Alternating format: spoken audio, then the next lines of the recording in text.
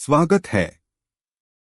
इतिहास के सुनहरे पन्नों की अनोखी यात्रा पर। वीडियो पसंद आए तो वीडियो को लाइक करें और सब्सक्राइब करें। श्लोक -52। यदा ते मोहकलिलं बुद्धिर्व्यतितृष्यति तदा गंतासि निर्वेदन श्रोतव्यस्य श्रुतस्य च। अनुवाद। जिस समय तेरी बुद्धि मोहरूपी दलदल को तर जाएगी उसी समय तू सुने हुए और सुनने में आने वाले भोगों से वैराग्य को प्राप्त हो जाएगा। जब तुम्हारी बुद्धि मोहरूप दलदल कलिल को तर जाएगी तब तुम उन सब वस्तुओं से निर्वेद वैराग्य को प्राप्त हो जाओगे जो सुनने योग्य और सुनी हुई हैं। टिप्पणी। व्याख्या। यदा ते मोहकलिलं बुद्धिर्व्यतितृष्यति। शरीर में अहंता और ममता करना तथा शरीर संबंधी माता पिता भाई भौजाई स्त्री पुत्र वस्तु पदार्थ आदि में ममता करना मोह है। कारण कि इन शरीरादि में अहंता ममता है, नहीं केवल अपनी मानी हुई है। अनुकूल पदार्थ वस्तु व्यक्ति घटना आदि के प्राप्त होने पर प्रसन्न होना और प्रतिकूल पदार्थ वस्तु व्यक्ति आदि के प्राप्त होने पर उद्विग्न होना, संसार में परिवार में विषमता पक्षपात मात्सर्य आदि विकार होना, यह सबका सब कलिल अर्थात दलदल है। इस मोहरूपी दलदल में जब बुद्धि फंस जाती है तब मनुष्य किंकर्तव्य विमूढ़ हो जाता है। फिर उसे कुछ सूझता नहीं। यह स्वयं चेतन होता हुआ भी शरीरादि जड़ पदार्थों में अहंतामता करके उनके साथ अपना संबंध मान लेता है। पर वास्तव में यह जिन जिन चीजों के साथ संबंध जोड़ता है वे चीजें इसके साथ सदा नहीं रह सकती और यह भी उनके साथ सदा नहीं रह सकता। परंतु मोह के कारण इसकी इस तरफ दृष्टि ही नहीं जाती, प्रत्युत यह अनेक प्रकार के नए नए संबंध जोड़कर संसार में अधिक से अधिक फंसता चला जाता है। जैसे कोई राहगीर अपने गंतव्य स्थान पर पहुंचने से पहले ही रास्ते में अपने डेरा लगाकर खेलकूद हंसी दिल्लगी आदि में अपना समय बिता दे, ऐसे ही मनुष्य यहाँ के नाशवान पदार्थों का संग्रह करने में और उनसे सुख लेने में तथा व्यक्ति परिवार आदि में ममता करके उनसे सुख लेने में लग गया। यही इसकी बुद्धि का मोहरूपी कलिल में फंसना है। हमें शरीर में अहंतामता करके तथा परिवार में ममता करके यहाँ थोड़े ही बैठे रहना है, इनमें ही फंसे रहकर अपनी वास्तविक उन्नति कल्याण से वंचित थोड़े ही रहना है। हमें तो इनमें न फंसकर अपना कल्याण करना है, ऐसा दृढ़ निश्चय हो जाना ही बुद्धि का मोहरूपी दलदल से तरना है। कारण कि ऐसा दृढ़ विचार होने पर बुद्धि संसार के संबंधों को लेकर अटकेगी नहीं, संसार में चिपकेगी नहीं। मोहरूपी कलिल से तरने के दो उपाय हैं, विवेक और सेवा। विवेक, जिसका वर्णन 2:11-30 में हुआ है, तेज होता है तो वह असत विषयों से अरुचि करा देता है। मन में दूसरों की सेवा करने की, दूसरों को सुख पहुंचाने की धुन लग जाए तो अपने सुख आराम का त्याग करने की शक्ति आ जाती है। दूसरों को सुख पहुंचाने का भाव जितना तेज होगा उतना ही अपने सुख की इच्छा का त्याग होगा। जैसे शिष्य की गुरु के लिए, पुत्र की माता पिता के लिए, नौकर की मालिक के लिए सुख पहुंचाने की इच्छा हो जाती है तो उनकी अपने सुख आराम की इच्छा स्वतः सुगमता से मिट जाती है। ऐसे ही कर्मयोगी का संसार मात्र की सेवा करने का भाव हो जाता है तो उसकी अपने सुख भोग की इच्छा स्वतः मिट जाती है। विवेक विचार के द्वारा अपनी भोगेच्छा को मिटाने में थोड़ी कठिनता पड़ती है। कारण कि अगर विवेक विचार अत्यंत दृढ़ न हो तो वह तभी तक काम देता है जब तक भोग सामने नहीं आते। जब भोग सामने आते हैं तब साधक प्रायः उनको देखकर विचलित हो जाता है। परंतु जिसमें सेवा भाव होता है उसके सामने बढ़िया से बढ़िया भोग आने पर भी वह उस भोग को दूसरों की सेवा में लगा देता है। उस भोग को दूसरों की सेवा में लगा देता है, अतः उसकी अपने सुखाराम की इच्छा सुगमता से मिट जाती है। इसलिए भगवान ने सांख्य योग की अपेक्षा कर्मयोग को श्रेष्ठ 5:2 सुगम 5:3 एवं जल्दी सिद्धि देने वाला 5:6 बताया है।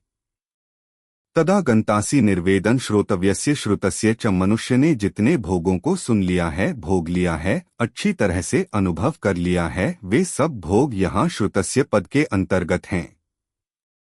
स्वर्गलोक, ब्रह्मलोक आदि के जितने भोग सुने जा सकते हैं, वे सब भोग यहाँ श्रोतव्यस्य टिप्पणी पर 090 पद के अंतर्गत हैं। जब तेरी बुद्धि मोहरूपी दलदल को तर जाएगी, तब इन श्रुत अहलौकिक और श्रोतव्य पारलौकिक भोगों से, विषयों से तुझे वैराग्य हो जाएगा। तात्पर्य है कि जब बुद्धि मोहकलिल को तर जाती है, तब बुद्धि में तेजी का विवेक जागृत हो जाता है कि संसार प्रतिक्षण बदल रहा है और मैं वही रहता हूँ। आखिर इस संसार से मेरे को शांति कैसे मिल सकती है, मेरा अभाव कैसे मिट सकता है। तब श्रुत और श्रोतव्य जितने विषय हैं, उन सबसे स्वतः वैराग्य हो जाता है। यहाँ भगवान को श्रुत के स्थान पर भुक्त और श्रोतव्य के स्थान पर भोक्तव्य कहना चाहिए था, परंतु ऐसा न कहने का तात्पर्य है कि संसार में जो परोक्ष प्रोक्ष विषयों का आकर्षण होता है, वह सुनने से ही होता है। आखिर इनमें सुनना ही मुख्य है। संसार से विषयों से छूटने के लिए जहाँ ज्ञान मार्ग और भक्ति मार्ग का वर्णन किया गया है, वहाँ भी श्रवण को मुख्य बताया गया है। तात्पर्य है कि संसार में और परमात्मा में लगने में सुनना ही मुख्य है। यहाँ यदा और तदा कहने का तात्पर्य है कि इन श्रुत और श्रोतव्य विषयों से इतने वर्षों में, इतने महीनों में और इतने दिनों में वैराग्य होगा, ऐसा कोई नियम नहीं है। प्रत्युत जिस क्षण बुद्धि मोहकलिल को तर जाएगी, उसी क्षण श्रुत और श्रोतव्य विषयों से, भोगों से वैराग्य हो जाएगा। इसमें कोई देरी का काम नहीं है। 2.52 मोह निवृत्ति होने पर वैराग्य प्राप्ति का आश्वासन यहाँ अर्जुन को दिया गया है। श्रोतव्य शब्द से तात्पर्य उन सभी विषयोपभोगों से है जिनका प्रत्यक्ष अनुभव नहीं किया गया है, तथा श्रुत शब्द से सभी ज्ञान अनुभव सूचित किए गए हैं। यह स्वाभाविक है कि बुद्धि के शुद्ध होने पर विषयोपभोग में कोई राग नहीं रह जाता। स्वरूप से दिव्य होते हुए भी चैतन्य आत्मा मोहावरण में फंसी हुई प्रतीत होती है। इस मोह का कारण है एक अनिर्वचनीय शक्ति माया। अव्यक्त विद्युत के समान माया भी प्रत्यक्ष दृष्टिगोचर नहीं होती, परंतु विभिन्न रूपों में उसकी अभिव्यक्ति से उसका अस्तित्व सिद्ध होता है। सभी जीवों की संरचना में माया के कार्य के निरीक्षण एवं अध्ययन से वेदांत के आचार्यों ने यह पाया कि मनुष्य के व्यक्तित्व के 2 स्तरों पर माया की अभिव्यक्ति 2 प्रकार से होती है।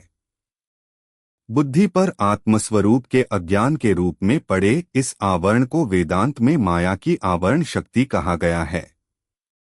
बुद्धि पर पड़े इस अज्ञान आवरण के कारण मन अनात्म जगत की कल्पना करता है और उस जगत के विषय में उसकी 2 धारणाएं दृढ़ होती हैं कि क यह सत्य है और ख यह अनात्मा देह आदि ही में हूँ। मन के स्तर पर कार्य करने वाली माया की यह शक्ति विक्षेप शक्ति कहलाती है। इस श्लोक में कहा गया है कि कर्मयोग की भावना से कर्म करते रहने पर बुद्धि की शुद्धि होती है और तब उसके लिए संभव होता है कि आवरण को हटाकर आत्मस्वरूप का साक्षात्कार कर सके। इस प्रकार मोह निवृत्ति का परिणाम है विषयोपभोग से वैराग्य, परंतु आत्मज्ञान के होने पर मनुष्य विषयों से ही सुख पाने की आशा में। विषयोपभोग से वैराग्य परंतु आत्मज्ञान के होने पर मनुष्य विषयों से ही सुख पाने की आशा में दिनरात परिश्रम करता रहता है।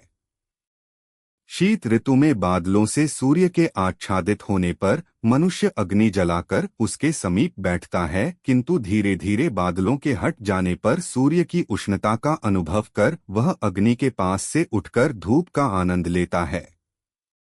वैसे ही आनंद स्वरूप के अज्ञान के कारण विषयों को पाने के लिए चल रही मनुष्य की भागदौड़ स्वतः समाप्त हो जाती है जब वह स्वस्वरूप को पहचान लेता है। यहाँ संपूर्ण जगत का निर्देश श्रुत और श्रोतव्य इन 2 शब्दों से किया गया है। इसमें सभी इंद्रियों द्वारा ज्ञात होने वाले विषय समाविष्ट हैं। कर्मयोगी की बुद्धि न तो पूर्वानुभूत विषय सुखों का स्मरण करती है और न ही भविष्य में प्राप्त होने वाले अनुभवों की आशा।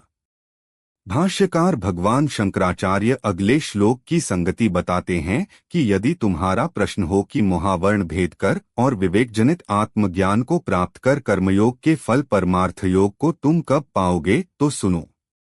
श्लोक -53। श्रुतिविप्रतिपन्ना ते यदा स्थास्यति निश्चला समाधावचला बुद्धिस्तदा योगम वाप्स्यसि।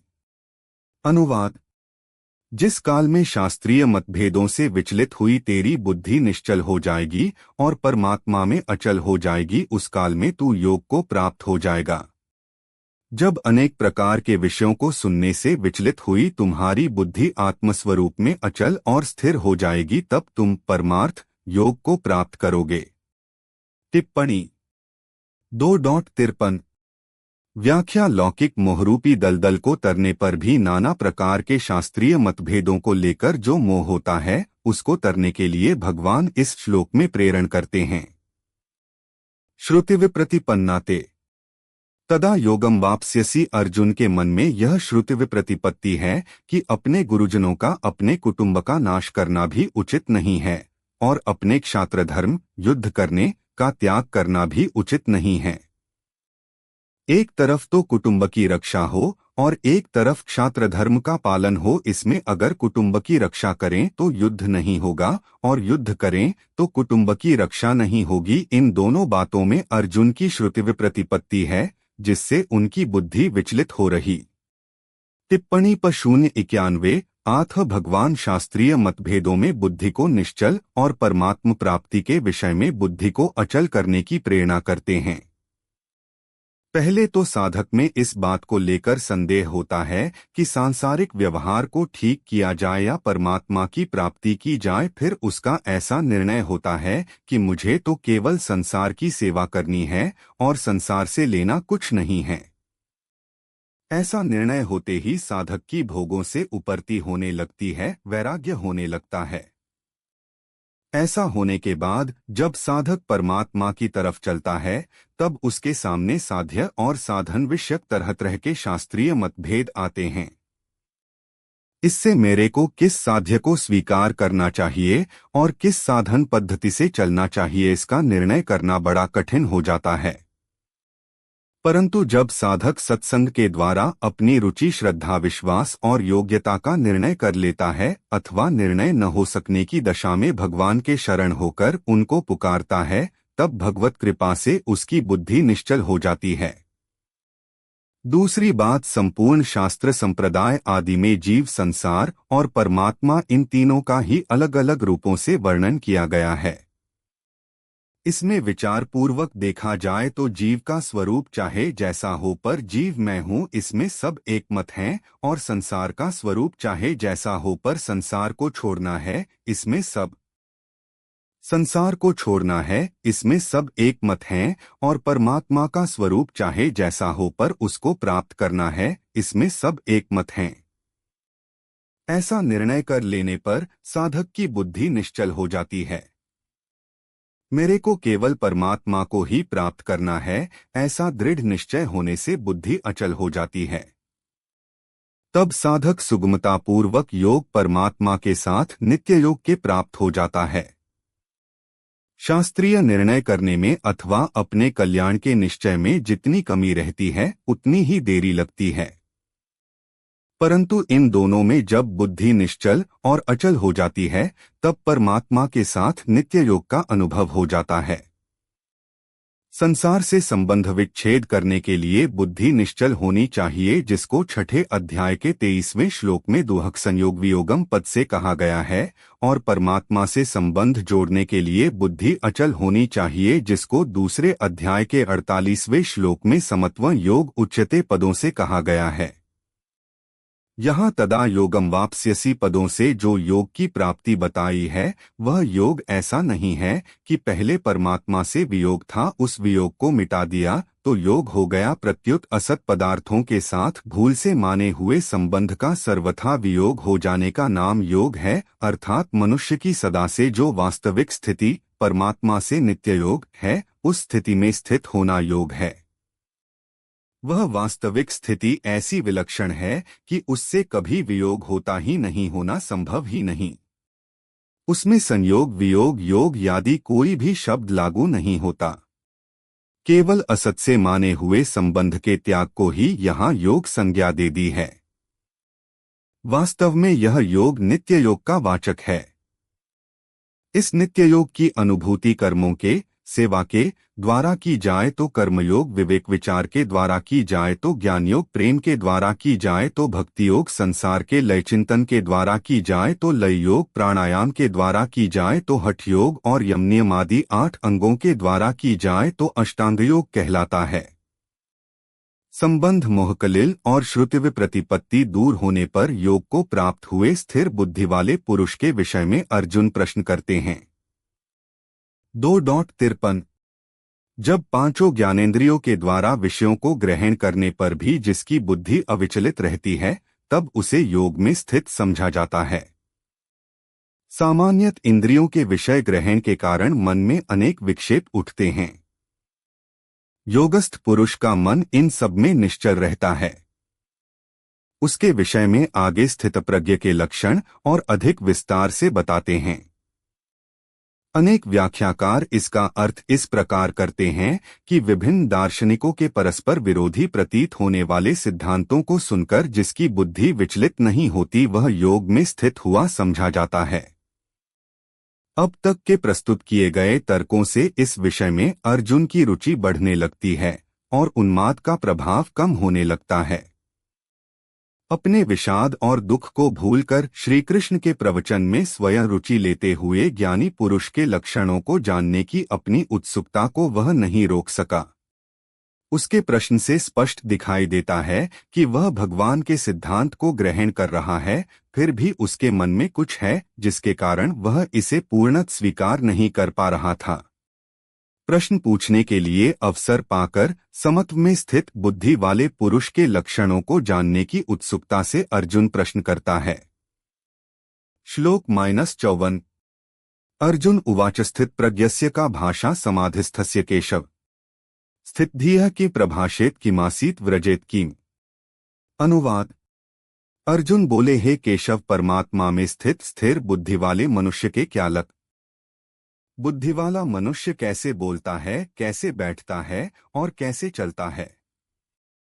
अर्जुन ने कहा, हे केशव, समाधि में स्थित स्थिर बुद्धि वाले पुरुष का क्या लक्षण है? स्थिर बुद्धि पुरुष कैसे बोलता है, कैसे बैठता है, कैसे चलता है? टिप्पणी 2.54 व्याख्या यहाँ अर्जुन ने स्थितप्रज्ञ के विषय में जो प्रश्न किए हैं, इन प्रश्नों के पहले अर्जुन के मन में कर्म और बुद्धि 2:47-50 को लेकर शंका पैदा हुई थी।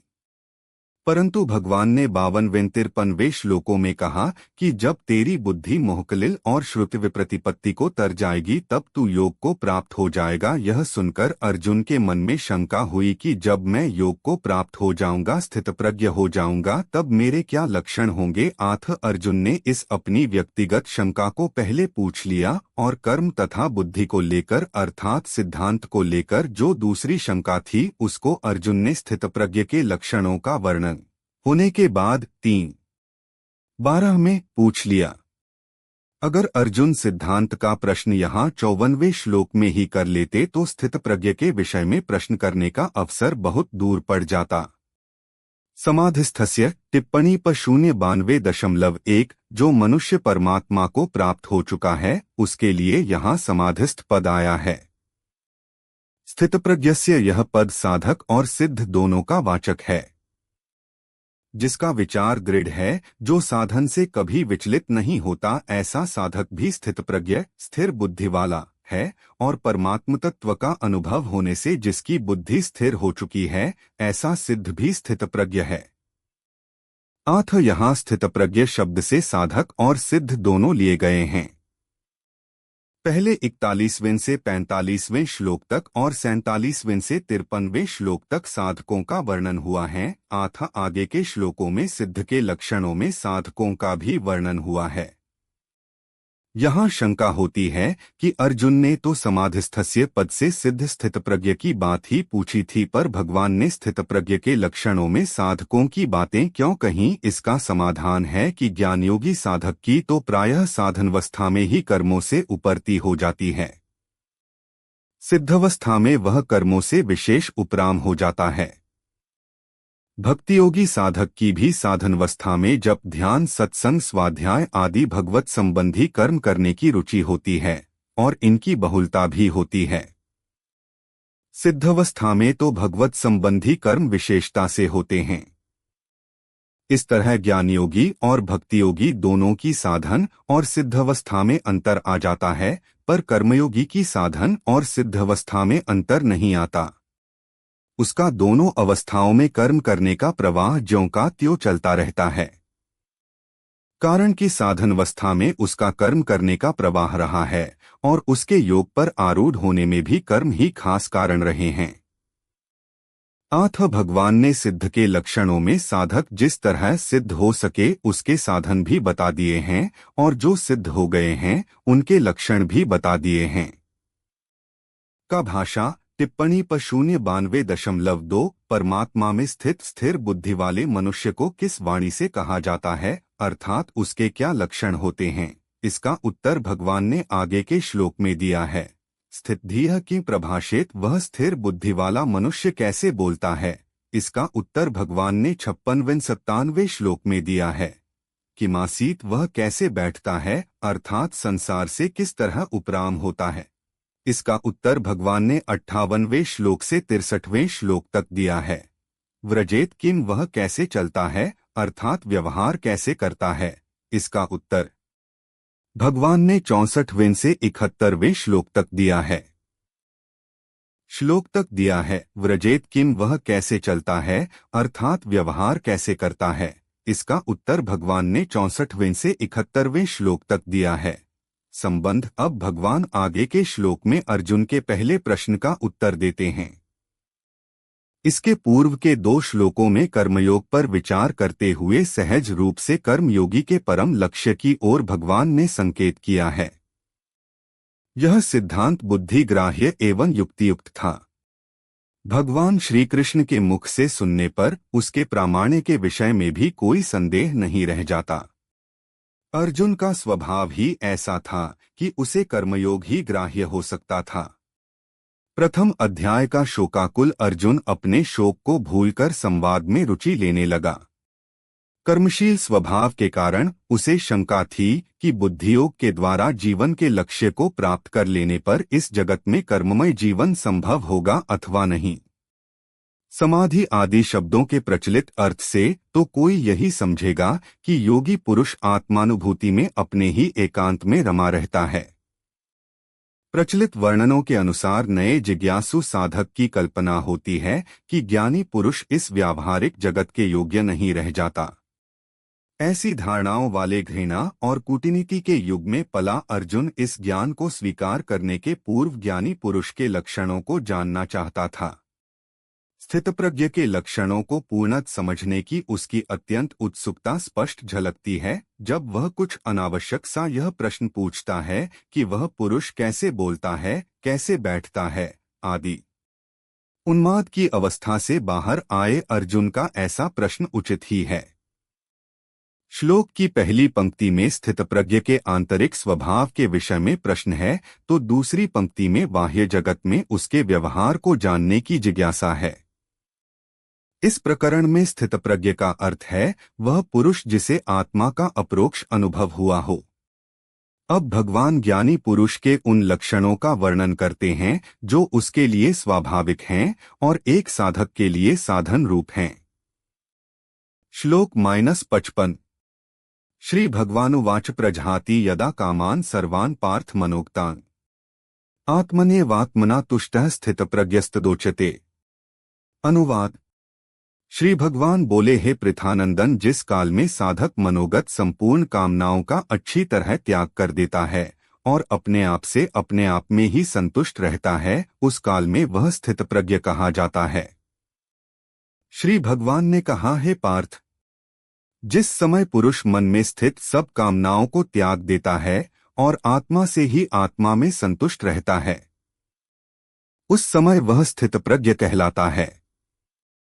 टिप्पणी 2.55 व्याख्या गीता की यह एक शैली है कि जो साधक जिस साधन कर्मयोग भक्तियोग आदि के द्वारा सिद्ध होता है उसी साधन से उसकी पूर्णता का वर्णन किया जाता है। जैसे भक्तियोग में साधक भगवान के सिवाय और कुछ है ही नहीं ऐसे अनन्य योग से उपासना करता है। 12 आठ सिद्धावस्था में वह संपूर्ण प्राणियों में द्वेष भाव से रहित हो जाता है। 13 ज्ञान योग में साधक स्वयं को गुणों से सर्वथा असंबद्ध एवं निर्लिप्त देखता है। 14 आठ सिद्धावस्था में वह संपूर्ण गुणों से सर्वथा अतीत हो जाता है। 22 ऐसे ही कर्मयोग में कामना के त्याग की बात मुख्य कही गई है। आठ सिद्धावस्था में वह संपूर्ण कामनाओं का त्याग कर देता है। यह बात इस श्लोक में बताते हैं। प्रजाति यदा कामान सर्वान पार्थ मनोगतान। इन पदों का तात्पर्य यह हुआ कि कामना न तो स्वयं में है और न मन में ही है। कामना तो आने जाने वाली है और स्वयं निरंतर रहने वाला है। आठ स्वयं में कामना कैसे हो सकती? स्वयं में कामना कैसे हो सकती है? मन एक कारण है और उसमें भी कामना निरंतर नहीं रहती, प्रत्युत उसमें आती है मनोगतान। आठ मन में भी कामना कैसे हो सकती है? परंतु शरीर इंद्रिया मन बुद्धि से तादात्म्य होने के कारण मनुष्य मन में आने वाली कामनाओं को अपने में मान लेता है। जहाती क्रिया के साथ प्र उपसर्ग देने का तात्पर्य है कि साधक कामनाओं का सर्वथा त्याग कर देता है। किसी भी कामना का कोई भी अंश किंचन मात्र भी नहीं रहता। अपने स्वरूप का कभी त्याग नहीं होता और जिससे अपना कुछ भी संबंध नहीं है उसका भी त्याग नहीं होता। त्याग उसी का होता है जो अपना नहीं है पर उसको अपना मान लिया है। ऐसे ही कामना अपने में नहीं है पर उसको अपने में मान लिया है। इस मान्यता का त्याग करने को ही यहाँ प्रजाति पद से कहा गया है। यहाँ कामान शब्द में बहुवचन होने से सर्वान पद उसी के अंतर्गत आ जाता है। फिर भी सर्वान पद देने का तात्पर्य है कि कोई भी कामना न रहे और किसी भी कामना का कोई भी अंश बाकी न रहे। आत्मनेवात्मना तुष्ट, जिस काल में संपूर्ण कामनाओं का त्याग कर देता है और अपने आप से अपने आप में ही संतुष्ट रहता है, अर्थात अपने आप में सहज स्वाभाविक संतोष होता है। संतोष दो तरह का होता है, एक संतोष गुण है और एक संतोष स्वरूप है। अंतःकरण में किसी प्रकार की कोई भी इच्छा न हो, यह संतोष गुण है, और स्वयं में असंतोष का अत्यंताभाव है, यह संतोष स्वरूप है। यह स्वरूपभूत संतोष स्वतः सर्वदा रहता है। इसके लिए कोई अभ्यास या विचार नहीं करना पड़ता। स्वरूपभूत संतोष में प्रज्ञा बुद्धि स्वतः स्थिर रहती है। स्थितप्रज्ञस्तदोच्यते, स्वयं जब बहुशाखाओं वाली अनंत कामनाओं को अपने में मानता था उस समय भी वास्तव में कामनाएं अपने में नहीं थीं और स्वयं स्थितप्रज्ञ ही था। परंतु उस समय अपने में कामनाएं मानने के कारण बुद्धि स्थिर न होने से वह स्थितप्रज्ञ नहीं कहा जाता था, अर्थात उसको अपनी स्थितप्रज्ञता का अनुभव नहीं होता था। अब उसने अपने में से संपूर्ण कामनाओं का त्याग कर दिया, अर्थात उनकी मान्यता को हटा दिया, तब वह स्थितप्रज्ञ कहा जाता है, अर्थात उसको अपनी स्थितप्रज्ञता का अनुभव हो जाता है। साधक तो बुद्धि को स्थिर बनाता है, परंतु कामनाओं का सर्वथा त्याग होने पर बुद्धि को स्थिर बनाना नहीं पड़ता, वह स्वतः स्वाभाविक स्थिर हो जाती है। कर्मयोग में साधक का कर्मों से ज्यादा संबंध रहता है। उसके लिए योग में आरूढ़ होने में भी कर्म कारण हैं। आरूरुक्षोर्मुनेर्योगन कर्म कारण मुच्यते, गीता 6:3। इसलिए कर्मयोगी का कर्मों के साथ संबंध साधकावस्था में भी रहता है और सिद्धावस्था में भी।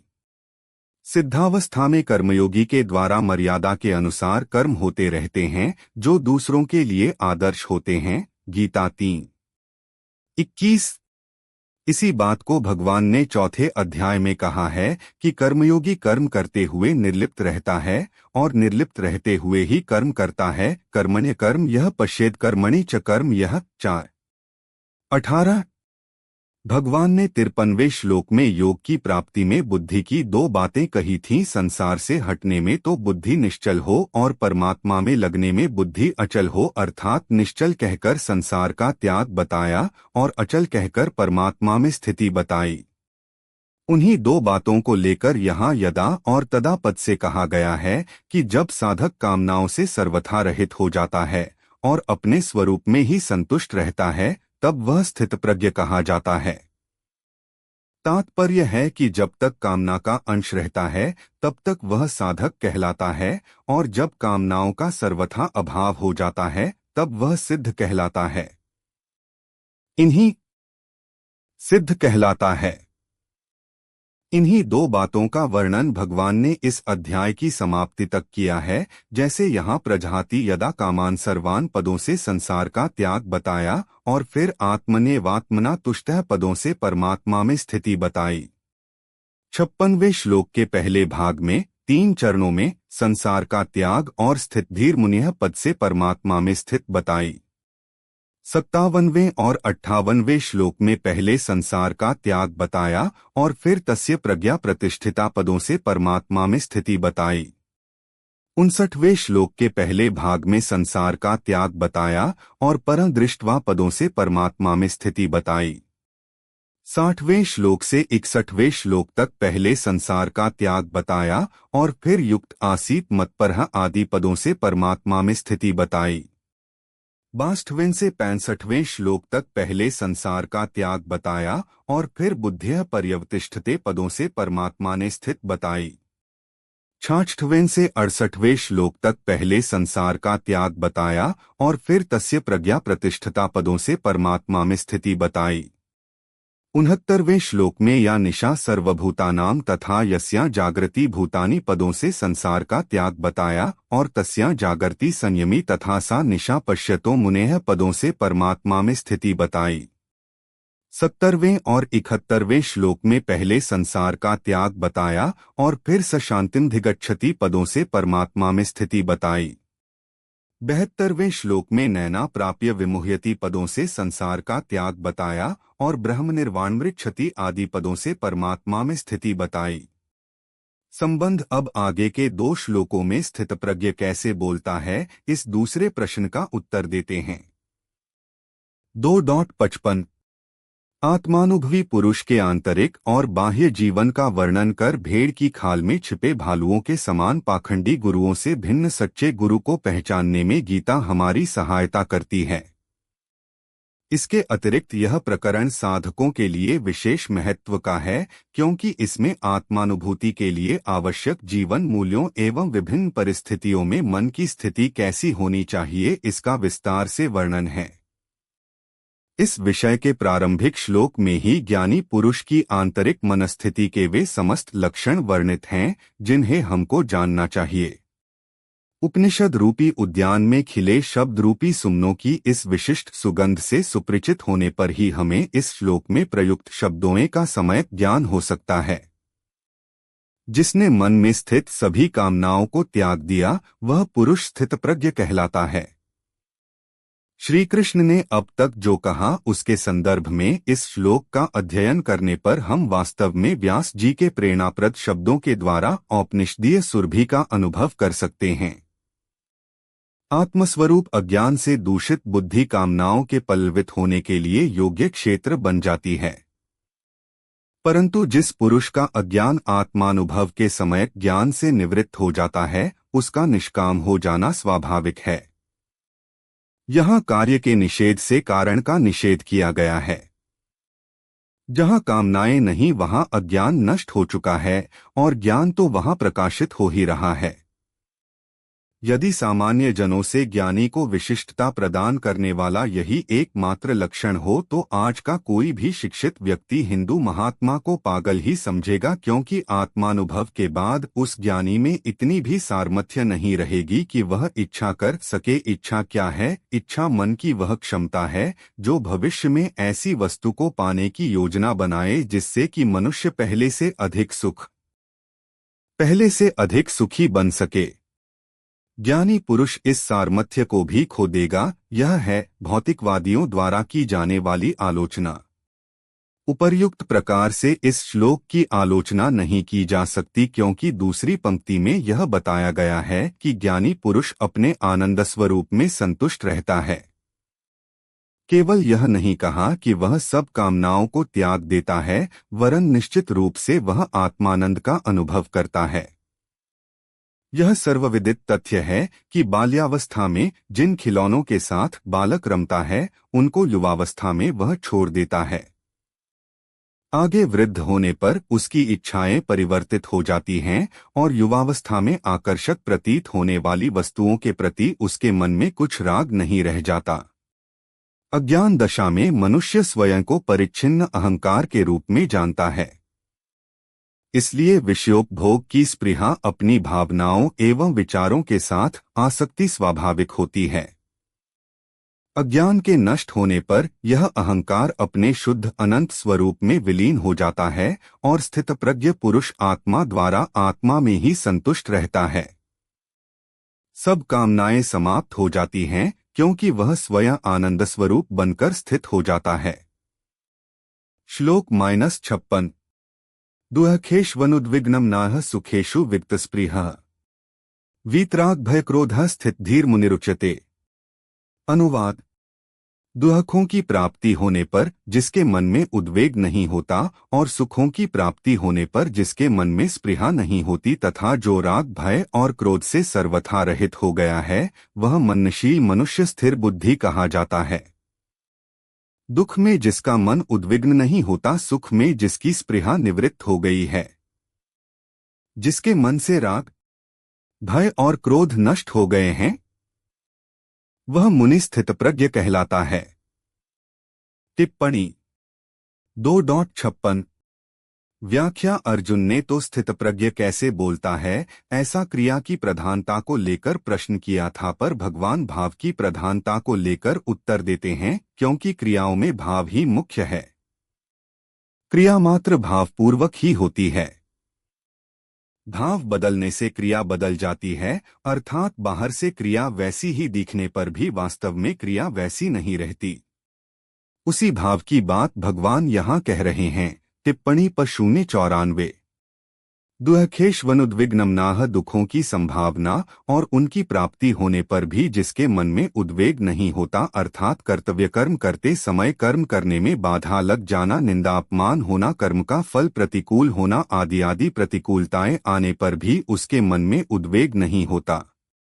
कर्मयोगी के मन में उद्वेग हलचल न होने का कारण यह है कि उसका मुख्य कर्तव्य होता है दूसरों के हित के लिए कर्म करना, कर्मों को सांगोपांग करना, कर्मों के फल में कहीं आसक्ति ममता कामना न हो जाए, इस विषय में सावधान रहना। ऐसा करने से उसके मन में एक प्रसन्नता रहती है। उस प्रसन्नता के कारण कितनी ही प्रतिकूलता आने पर भी उसके मन में उद्वेग नहीं होता। सुखेषु वित्तस्पृहा, सुखों की संभावना और उनकी प्राप्ति होने पर भी जिसके भीतर स्पृहा नहीं होती, अर्थात वर्तमान में कर्मों का सांगोपांग हो जाना, तात्कालिक आदर और प्रशंसा होना, अनुकूल फल मिल जाना आदि आदि अनुकूलताएं आने पर भी उसके मन में यह परिस्थिति ऐसी ही बनी रहे, यह परिस्थिति सदा मिलती रहे, ऐसी स्पृहा नहीं होती। उसके अंतःकरण में अनुकूलता का कुछ भी असर नहीं होता। वीतराग भय क्रोध, संसार के पदार्थों का मन पर जो रंग चढ़ जाता है उसको राग कहते हैं।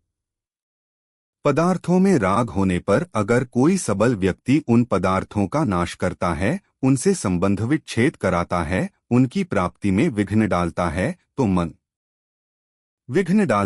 तो मन में भय होता है। अगर वह व्यक्ति निर्बल होता है तो मन में क्रोध होता है। परंतु जिसके भीतर दूसरों को सुख पहुंचाने का, उनका हित करने का, उनकी सेवी करने का भाव जागृत हो जाता है, उसका राग स्वाभाविक ही मिट जाता है। राग के मिटने से भय और क्रोध भी नहीं रहते, अतः वह राग भय और क्रोध से सर्वथा रहित हो जाता है। जब तक आंशिक रूप से उद्वेग स्पृहा राग भय और क्रोध रहते हैं, तब तक वह साधक होता है। इनसे सर्वथा रहित होने पर वह सिद्ध हो जाता है।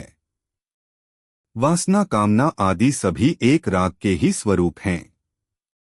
केवल वासना का तारतम्य होने से उसके अलग अलग नाम होते हैं। जैसे अंतःकरण में जो छिपा हुआ राग रहता है उसका नाम वासना है। उस वासना का ही दूसरा नाम आसक्ति और प्रियता है। मेरे को वस्तु मिल जाए ऐसी जो इच्छा होती है उसका नाम कामना है। कामना पूरी होने की जो संभावना है उसका नाम आशा है। कामना पूरी होने पर भी पदार्थों के बढ़ने की तथा पदार्थों के और मिलने की जो इच्छा होती है उसका नाम लोभ है। लोभ की मात्रा अधिक बढ़ जाने का नाम तृष्णा है। तात्पर्य है कि उत्पत्ति विनाशशील पदार्थों में जो खिंचाव है, श्रेष्ठ और महत्व बुद्धि है, उसी को वासना कामना आदि नामों से कहते हैं। स्थितधीर मुनिरुच्यते, ऐसे मननशील कर्मयोगी की बुद्धि स्थिर अटल हो जाती है। मुनि शब्द वाणी पर लागू होता है, इसलिए भगवान ने की प्रभाषेत के उत्तर में मुनि शब्द कह दिया है। परंतु वास्तव में मुनि शब्द केवल वाणी पर ही अवलंबित नहीं है। इसीलिए भगवान ने 17वें अध्याय में मौन शब्द का प्रयोग मानसिक तप में किया है, वाणी के तप में नहीं। 17-16 कर्मयोग का प्रकरण होने से यहाँ मननशील कर्मयोगी को मुनि कहा गया है। मननशीलता का तात्पर्य है सावधानी का मनन, जिससे कि मन में कोई कामना आसक्ति न आ जाए। निरंतर अनासक्त रहना ही सिद्ध कर्मयोगी की सावधानी है, क्योंकि पहले साधकावस्था में उसकी ऐसी सावधानी रही है। गीता 3:19 और इसी से वह परमात्म तत्व को प्राप्त हुआ है। 2.56 स्थितप्रज्ञ का मुख्य लक्षण है आत्मानंद की अनुभूति द्वारा सब कामनाओं का त्याग। श्री कृष्ण ज्ञानी की पहचान का दूसरा लक्षण बताते हैं, सुख और दुख में मन का समत्व रहना। शरीर धारणा के कारण उसको होने वाले अनुभवों के भोक्ता के रूप में उसके व्यवहार को यहाँ बताया गया है। स्थितप्रज्ञ मुनि वह है जो राग भय और क्रोध से मुक्त है। यदि हम पूर्णत्व प्राप्त पुरुषों की जीवनियों का अध्ययन करें तो उनमें हमें सामान्य मनुष्य से सर्वथा विपरीत लक्षण देखने को मिलेंगे। सामान्य पुरुषों की सैकड़ों प्रकार की भावनाएं और गुण ज्ञानी पुरुष में नहीं होते, और इसलिए यहाँ केवल 3 गुणों के अभाव को बताने से हमें आश्चर्य होगा। तब एक शंका मन में उठती है, क्या व्यास जी अन्य गुणों को भूल गए? क्या यह वाक्य पूर्ण लक्षण बताता है? परंतु विचार करने पर ज्ञात होगा कि ये शंकाएं निर्मूल हैं। पूर्व श्लोक में ज्ञानी के निष्कामत्व को बताया गया है और यहाँ उसके मन की स्थिरता को। जगत में अनेक विषयों के अनुभव से हम जानते हैं कि उनके साथ राग या आसक्ति की वृद्धि होने से मन में भय भी उत्पन्न होने लगता है। विषय को प्राप्त करने की तीव्र इच्छा होने पर यह भय होता है कि वास्तव में वह वस्तु प्राप्त होगी अथवा नहीं। वस्तु के प्राप्त होने पर भी उसकी सुरक्षा के लिए चिंता और भय लगे ही रहते हैं। राग और भय से अभिभूत व्यक्ति के और उसकी इष्ट वस्तु के मध्य कोई विघ्न आता है तो उस विघ्न की ओर मन में जो भाव उठता है उसे कहते हैं क्रोध। क्रोध के आवेग की तीव्रता राग और भय की भय और क्रोध रहते हैं तब तक वह साधक होता है। इनसे सर्वथा रहित होने पर वह सिद्ध हो जाता है। वासना कामना आदि सभी एक राग के ही स्वरूप हैं। केवल वासना का तारतम्य होने से उसके अलग अलग नाम होते हैं। जैसे अंतःकरण में जो छिपा हुआ राग रहता है उसका नाम वासना है। उस वासना का ही दूसरा नाम आसक्ति और प्रियता है। मेरे को वस्तु मिल जाए ऐसी जो इच्छा होती है उसका नाम कामना है। कामना पूरी होने की जो संभावना है उसका नाम आशा है। कामना पूरी होने पर भी पदार्थों के बढ़ने की तथा पदार्थों के और मिलने की जो इच्छा होती है उसका नाम लोभ है। लोभ की मात्रा अधिक बढ़ जाने का नाम तृष्णा है।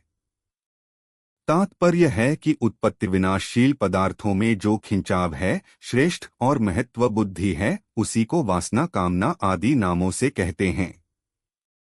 स्थितधीर मुनिरुच्यते, ऐसे मननशील कर्मयोगी की बुद्धि स्थिर अटल हो जाती है।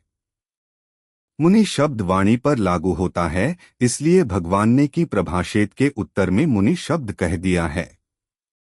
परंतु वास्तव में मुनि शब्द केवल वाणी पर ही अवलंबित नहीं है। इसीलिए भगवान ने 17वें अध्याय में मौन शब्द का प्रयोग मानसिक तप में किया है, वाणी के तप में नहीं। 16 कर्मयोग का प्रकरण होने से यहाँ मननशील कर्मयोगी को मुनि कहा गया है। मननशीलता का तात्पर्य है सावधानी का मनन, जिससे कि मन में कोई कामना आसक्ति न आ जाए। निरंतर अनासक्त रहना ही सिद्ध कर्मयोगी की सावधानी है, क्योंकि पहले साधकावस्था में उसकी ऐसी सावधानी रही है। गीता 3:19 और इसी से वह परमात्म तत्व को प्राप्त हुआ है। 2.56 स्थितप्रज्ञ का मुख्य लक्षण है आत्मानंद की अनुभूति द्वारा सब कामनाओं का त्याग। श्री कृष्ण ज्ञानी की पहचान का दूसरा लक्षण बताते हैं, सुख और दुख में मन का समत्व रहना। शरीर धारणा के कारण उसको होने वाले अनुभवों के भोक्ता के रूप में उसके व्यवहार को यहाँ बताया गया है। स्थितप्रज्ञ मुनि वह है जो राग, भय और क्रोध से मुक्त है। यदि हम पूर्णत्व प्राप्त पुरुषों की जीवनियों का अध्ययन करें तो उनमें हमें सामान्य मनुष्य से सर्वथा विपरीत लक्षण देखने को मिलेंगे।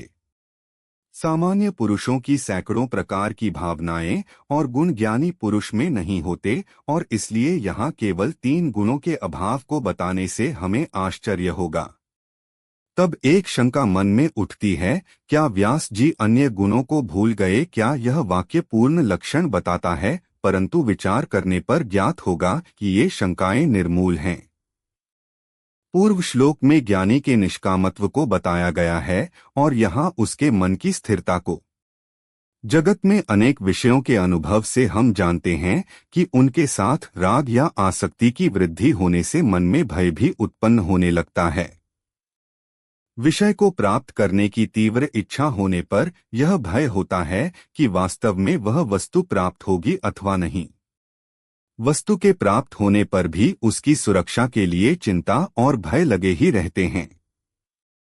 राग और भय से अभिभूत व्यक्ति के और उसकी इष्ट वस्तु के मध्य कोई विघ्न आता है तो उस विघ्न की ओर मन में जो भाव उठता है उसे कहते हैं क्रोध। क्रोध के आवेग की तीव्रता राग और भय की तीव्रता के समान अनुपात में होती है। अर्थ यह हुआ कि राग ही निमित्तवशात क्रोध के रूप में व्यक्त होता है। श्री शंकराचार्य जी भाष्य में लिखते हैं कि ज्ञानी पुरुष त्रिविध तापों में स्थिरचित्त रहता है। वे त्रिविध दुख हैं, क आध्यात्मिक शरीर में रोग आदि, ख आधिभौतिक बाह्य वस्तुओं आदि से प्राप्त जैसे व्याघ्र चोर आदि, ग आधिदैविक प्रकृति के प्रकोप जैसे भूकंप तूफ आधिदैविक प्रकृति के प्रकोप जैसे भूकंप तूफान आदि। ईंधन के डालने पर अग्नि प्रज्वलित होती है, परंतु ज्ञानी पुरुष में अनेक विषय रूप ईंधन डालने पर भी इच्छा की अग्नि उग्र रूप धारण नहीं करती। ऐसे पुरुष को कहते हैं स्थितप्रज्ञ मुनि। और आगे कहते हैं, वीडियो पसंद आया हो तो चैनल को सब्सक्राइब और वीडियो को लाइक करें।